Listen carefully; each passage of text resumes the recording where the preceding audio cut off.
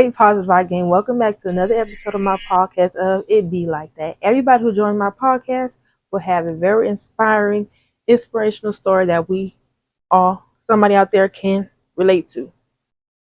So today I have a special guest, and without further ado, let's get right into it.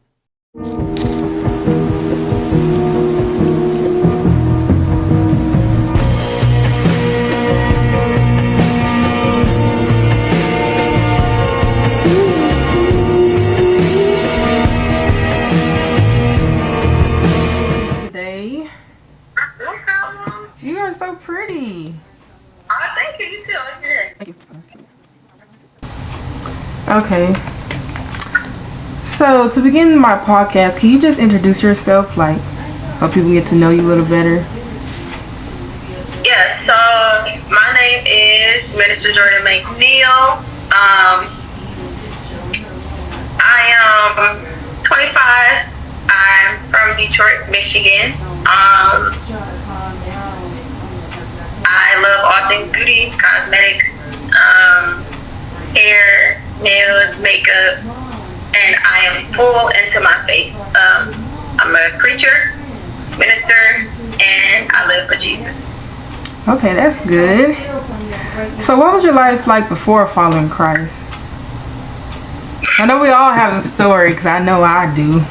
This is actually really funny because a lot of people ask me this question, but the thing is, I was born and raised in church. Oh. However,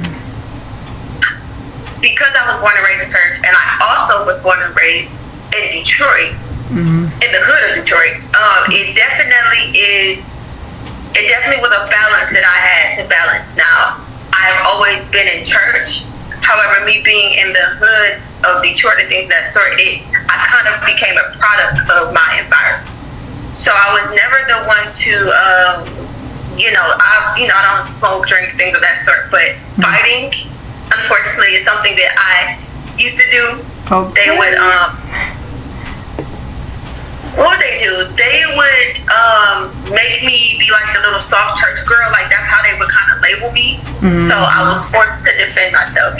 Sometimes, they see you being saved or living for Jesus, they take it as a softness or a weakness. Yeah. And, I just have can't go for that. Nah, can't do that. I understand that, though. Because just because you were, born and raised in church doesn't mean nobody can play with you. Don't get it twisted now. No. And that has been such a struggle. Still a struggle today. Not as bad, though. That one thing that someone told me is that just because I have the right to doesn't mean it's right to. One thing I ride on forever is I never mess with anybody first, ever. Anytime I've ever gotten into it with somebody, they always came to me first, but just literally messing with me for no reason at all. Right. And I always felt like the reason why I would respond the way I would respond is because I felt like I had the right to, because I didn't mess with you first. But yeah, that was my little ordeal. I could relate to that. I wasn't a fighter, but I don't like for nobody to play with me. I love God, I love church and stuff, but it's know your limits. Don't push the limits. Don't push the limits. So were there any things that held you back from God? You say you don't drink or smoke, but besides fighting and stuff, anything held you back from Christ and following God? Honestly, it was just fighting, and I know this. I really, girl, I do not want to be that Christian. No, it's okay. Seem like I'm, picture perfect, but this is my actual testimony. This is authentically really who I am. So one thing that my mother did, she lied. Let's just talk about it. She lied to me growing up, telling me that if you have sex before marriage, that you're gonna go to jail. Ooh. So my little scary ride, I believed her up until I, knew the truth. But so yes, pretty much all I really did was fight. I've never drank before. I've never smoked before, and I did wait until I got married to lose my virginity. That's a blessing. So fighting, that was just that's all I really did. That's not even the worst thing in the world compared to a lot of Christians nowadays. Oh, for sure. Right. Absolutely. But I own my truth. I really feel like I had a fighting demon. I would fight mama, grandma's, aunties. It didn't matter. I was really wild. I would run up on you. I would I would meet up with you. Like, it wouldn't even be, like, still to this day, I still kind of don't know how to argue because all I would do is fight. I literally don't know how to argue. So what I would do is just, you know, if I feel like you get smart, just like, what's your address immediately, and then go for what I know. But now, you know, I can't do stuff like that no more. Yeah, it's all just a learning and work in progress, you know. For sure. So how's your journey with Christ now that you put God first? Well, let's say this. So you do fight, but you're still trying to like manage that part. Where'd all that like come about? Like the fighting? It's just you don't want to use your words, just want to go for action, or how did all that come about? It would be because anybody can argue, anybody can talk. But one thing I've learned from being in Detroit, not everybody know how to fight, or not everybody is gonna take that extra mile to fight. So one thing it was to me, I was trying to prove myself that hey, yes, I'm a little church girl, but you know, don't play with me. So it was more so trying to prove myself, and then at the same time trying to show you like, you know, you gonna think about it next time you come for me, like you know, I will get physical. Like that's kind of where it was. And what my turning point was that I can't be up here. Well, I didn't start preaching until I was 21. I'm 25 now. Okay. So I didn't, you know, I was praise dancing my whole life. So I was thinking like, I can't be dancing on the pulpit, praising God, going to all the youth revivals and the shut-ins and the whatever, you know what happened in church. And then beating somebody up, literally dragging somebody in the street on Saturday and dancing at church on Sunday morning. I couldn't, like, that is something. I don't need to laugh. I know that wasn't cool, but yeah. That's real though. Yeah, and I didn't want to blow my witness with people. Like, oftentimes when people see Christians doing something, they're like, okay, well, if they say that they can do that, I know I can do that too. And it's like, I don't want God to be mad at me because I'm showing you, like, that you can do a double life type of thing. Like, no. Yeah. So how do you keep your faith overall? Well, reading my Bible, of course, and having a relationship with God. So I always tell everybody, relationship over religion. So I'm not religious. I have relationship. Like, relationship is the number one. That's the only pathway, the only channel of communication to God. Pretty point blank is relationship. So when I'm down, when I'm lost, when I'm out, when I feel sad, whatever the case may be, I just call on my Heavenly Father, of course, Jesus Christ. And that's kind of how I maneuver it. Also, I always say the Bible is our life book. It talks about friendships, relationships, depression, pregnancies, marriages, fornication. Like, it talks about everything. There is a chapter for everything that you are going through in your life. Like, there is nothing. The Bible talks about how there's nothing new under the sun to Jesus. There is nothing new on this earth that we're going to ever go through that's going to be a surprise to God. It's already in the Bible. So keeping my faith is going right back to His Word or just talking to Him. Yeah, that's good. So I know you spoke on this earlier. So do you feel like waiting until marriage is looked down upon? Because I'm also waiting until marriage. But people down me, they're like, why are you like 24 and never had sex? You know, I'm waiting though. Congratulations. I'm so proud of you. Thank you. You are literally like you've been a trailblazer, and I know you are, you know, just very inspirational to so many people. Thank you. But do I think that waiting until marriage is looked down upon? I wouldn't say it's looked down upon. However, because it's rare, a lot of people don't believe it. So I personally think that it is very sad and disappointing that another Christian or brother in Christ or sister in Christ, when you tell them like that you're a virgin at a certain age, and they say things like, man, no, you're not. That's not true. It's like you are a believer and you don't believe that it's possible. Like, that's a problem. That shows that the standard is not even there. Exactly. So I don't think it's looked down upon. I just think a lot of people literally just don't believe it. And I'm not. How can I prove it? Like, right. How can I prove to you that I'm a virgin? Was a virgin. So you know. You're married now, so you know. Yeah. But people will try to make me feel bad. Like, I thought I was doing a good thing. Yeah. But then, honestly, I would say for you, like, have you weeded out the certain type of men? Because I dated a few men from, like, my neighborhood, but, like, majority of my life, I only dated men in the church. And we already know. We know. So, just because they in the church, yeah. But they didn't, there would be some that would actually be honest with me and say, JoJo, that's what everybody call me. They're like, JoJo, I can't wait till marriage. Like, I thought I could, or, I'm sorry, I don't think I'm the one for you. And I respect it. Like, thank you. Yeah. I appreciate that. At least they're honest. But dudes have been dogging me out. A dude from church, from the street, a military dude. Like, I just had bad experience altogether. In the past, that they have cheated in the past, for sure. Yeah. So what would you tell other women who are seeking to be in a relationship or be married? Like myself. For all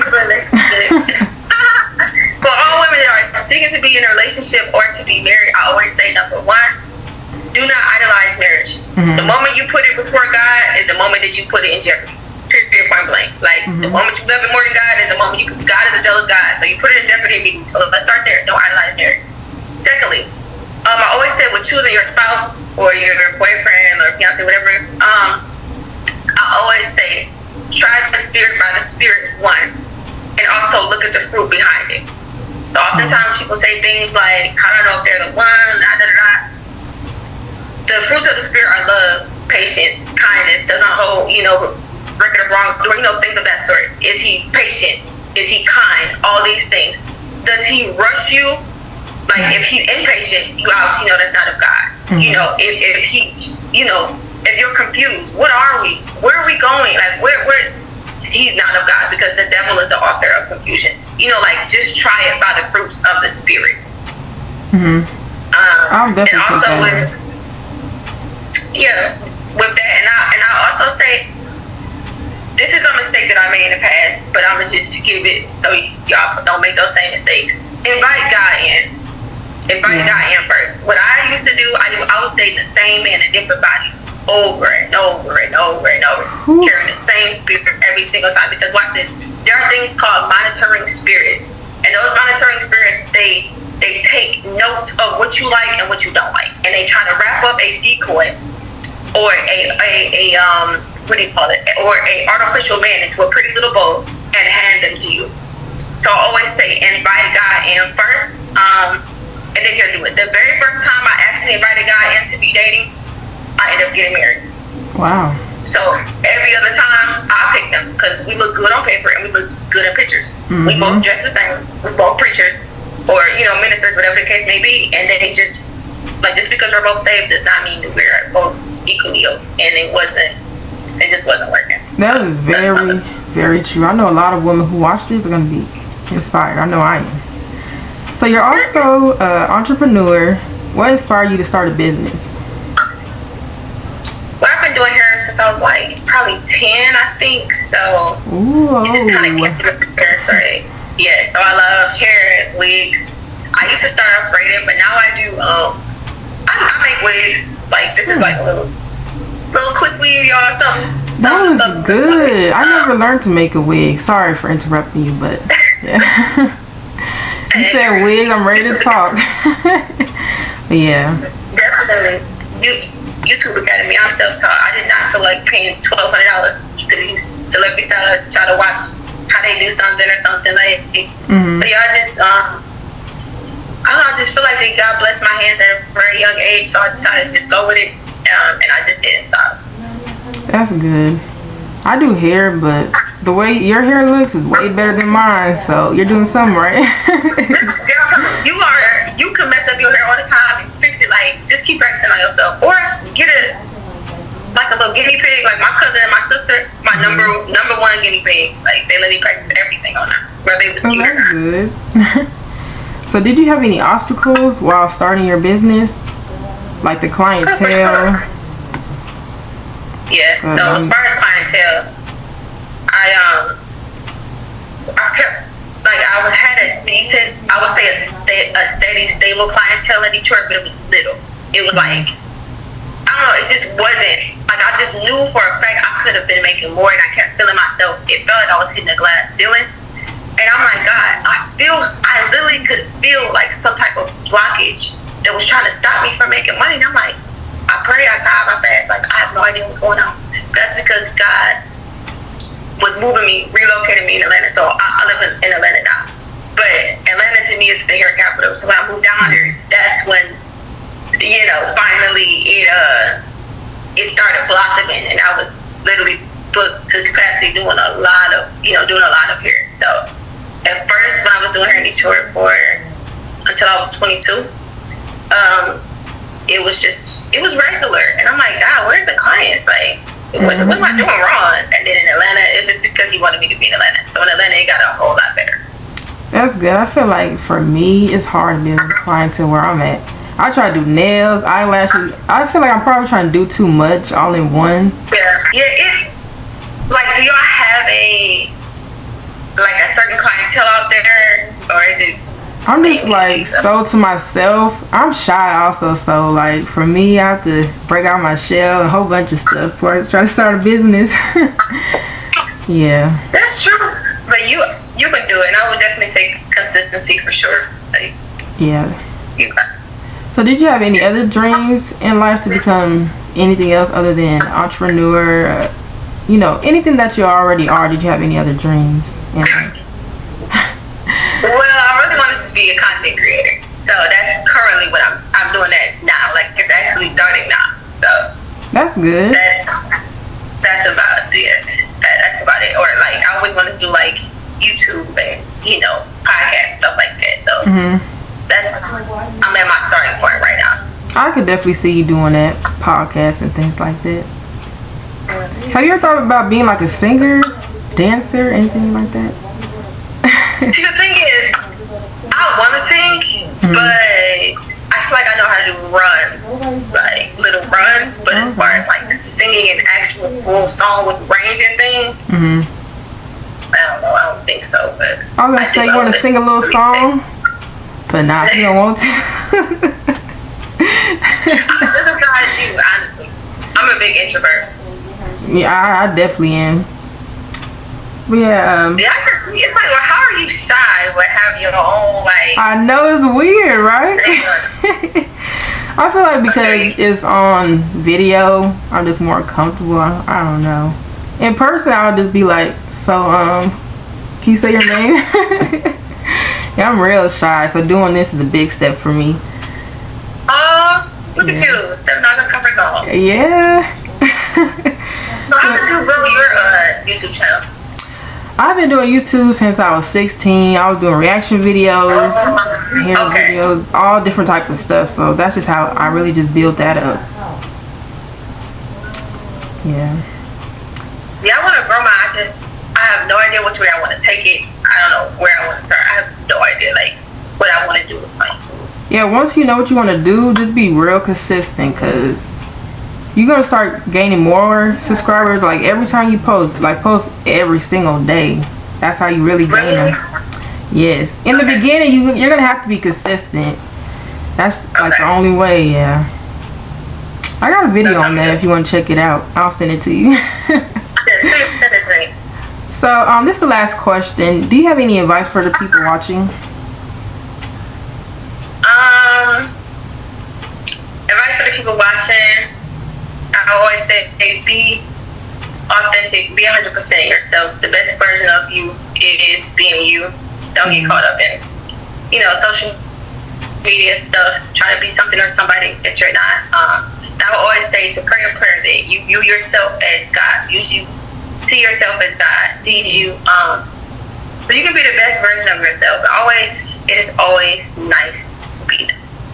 It takes way more energy to be mean, rude, evil than it is to literally just be nice and mind your business. Yes, please mind y'all business for the viewers watching. Like people are like, it's great. Not a hard time. Yeah, so thank you so much for joining me. I feel like we had a good conversation. I'm shy, so I don't know how I did, but you did great, so thank you so much.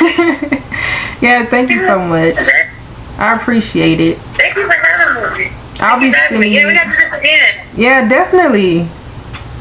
Wait, do you already have a YouTube channel? You already have a YouTube channel, right? I do, but I only have 190 some subscribers. But I only posted like a couple videos. I just don't know what to do. Oh, okay. I'm subscribed to you. We're going to get on that. The whole YouTube game and everything. Yeah, I'll talk to you later. Thank you so much.